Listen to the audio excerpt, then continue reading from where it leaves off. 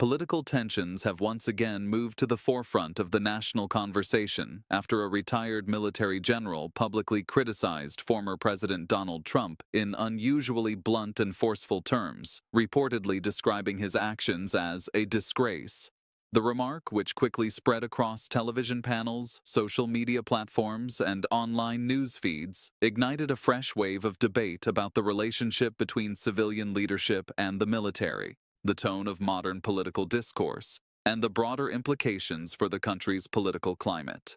The controversy began when the retired general, speaking during a widely viewed interview, reflected on decisions and rhetoric associated with Trump's time in office and the period that followed.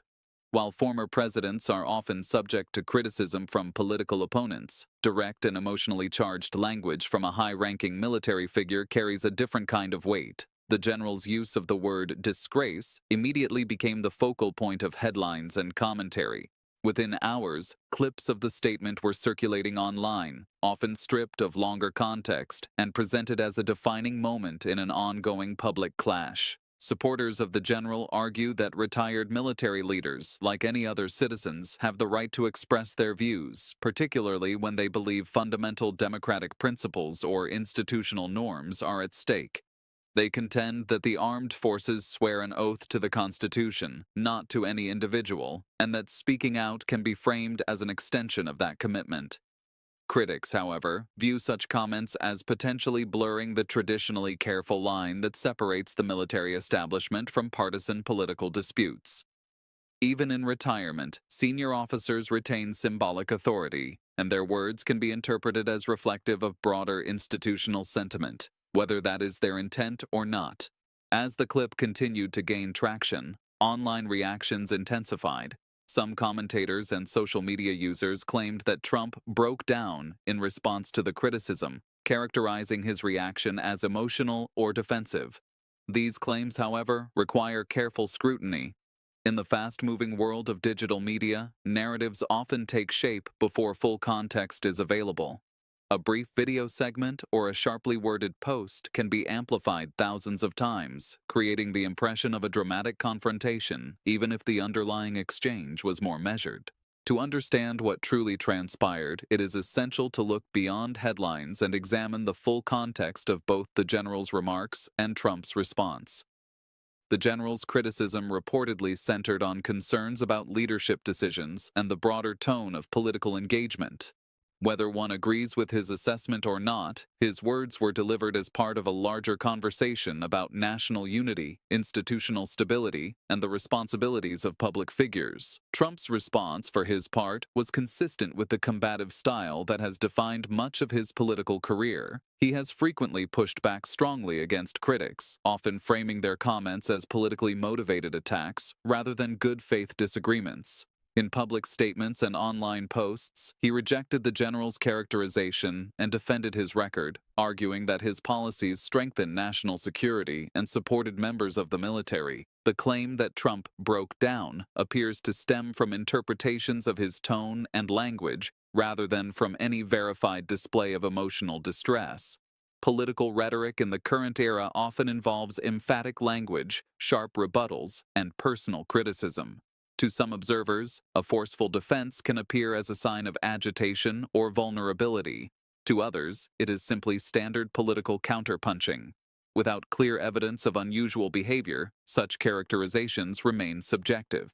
This episode underscores the broader challenge of navigating political information in a highly polarized and media-saturated environment.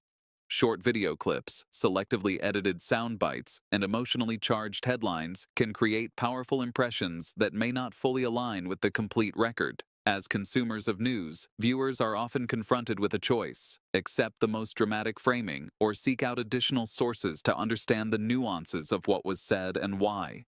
The involvement of a retired general also highlights the unique role that military figures play in American public life. The United States has long maintained a strong tradition of civilian control over the military, with active duty personnel expected to remain nonpartisan and largely silent on electoral politics.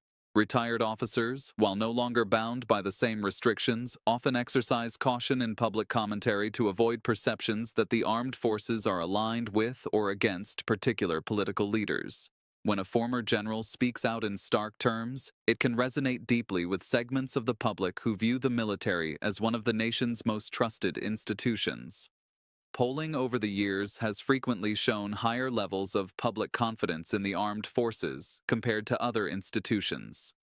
As a result, statements from senior military figures can influence public opinion in ways that ordinary political criticism might not. At the same time, critics argue that such interventions risk contributing to the very politicization that many seek to avoid. If retired generals become increasingly vocal in partisan debates, some fear that the line between military service and political advocacy could become blurred. That concern is not unique to any one political figure. It reflects a long-standing tension in democratic societies about how to balance free expression with institutional neutrality. For Trump, confrontations with prominent critics have been a recurring feature of his political journey. Throughout his presidency and beyond, he has clashed with lawmakers, journalists, intelligence officials, and members of his own administration. His supporters often view these battles as evidence of his willingness to challenge entrenched interests and resist establishment pressures. Detractors, by contrast, see them as symptomatic of a divisive approach that undermines norms of civility and consensus building. The broader political implications of this latest exchange are still unfolding. In a deeply divided electorate, high-profile disputes can energize supporters on both sides. For some voters, the general's remarks may reinforce concerns about Trump's leadership style and temperament. For others, they may be interpreted as another example of establishment figures unfairly targeting him. The timing of such controversies can also shape their impact. In periods leading up to elections or major political milestones, dramatic moments can influence narratives, fundraising efforts, and media coverage. Even if the immediate exchange fades from headlines, it may contribute to a cumulative perception that shapes public opinion over time. Another important dimension of this story is the way in which language functions in political discourse. Words like disgrace carry moral weight. They are not merely descriptive, but evaluative, signaling a judgment about character and conduct. When used by someone with a distinguished military background, the term can evoke notions of honor, duty, and national service. The emotional resonance of such language helps explain why the clip spread so rapidly. Yet strong language can also obscure complexity. Leadership decisions, particularly in areas involving national security and military affairs, often involve competing priorities, incomplete information, and difficult trade-offs. Reducing those decisions to a single condemnatory label may capture attention, but does not necessarily foster deeper understanding. This episode also illustrates how modern media ecosystems reward drama. Algorithms on social platforms tend to amplify content that provokes strong reactions, whether outrage, admiration, or disbelief. As a result, the most emotionally charged interpretations often rise to prominence. Claims that a former president broke down fit neatly into this dynamic, offering a vivid image that invites clicks and shares. Separating verified statements from dramatic framing requires patience and attention to primary sources. Watching full interviews, reading complete transcripts, and comparing coverage from outlets with differing editorial perspectives can provide a more balanced picture. While this approach demands more effort than scrolling through headlines, it offers a safeguard against being swept up in misleading narratives. Beyond the immediate personalities involved, the incident speaks to enduring questions about civil-military relations in the United States. The principle that the military remains subordinate to elected civilian leaders is foundational to American democracy. At the same time, the voices of those who have served at the highest levels can contribute valuable insights into matters of national security and governance. Navigating this balance is an ongoing challenge. Public disagreements between former presidents and retired generals are not unprecedented, but the intensity of contemporary political polarization can magnify their significance. In an era when trust in institutions is uneven and partisan identities are deeply entrenched, each confrontation can become a symbol of broader cultural and ideological divides.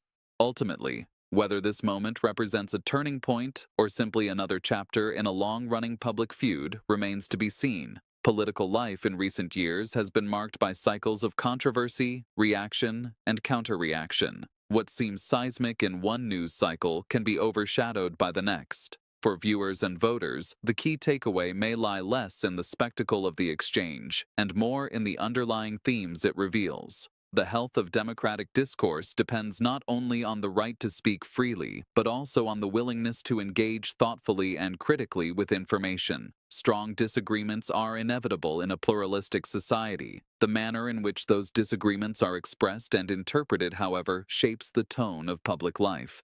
As this story continues to circulate, it serves as a reminder of the power of words and the responsibility that accompanies public platforms. Whether spoken by a retired general or a former president, statements delivered in the national spotlight can ripple outward in unpredictable ways. The challenge for citizens is to look beyond the most dramatic framings, seek clarity amid noise, and remain attentive to the broader principles at stake. In the end, heated rhetoric often spreads quickly, particularly when it involves the military and a former commander-in-chief. But beneath the headlines and hashtags lies a more enduring question about leadership, accountability, and the boundaries of political expression. Understanding that question requires more than reacting to a single clip. It calls for sustained reflection on the values and institutions that underpin the nation's democratic system.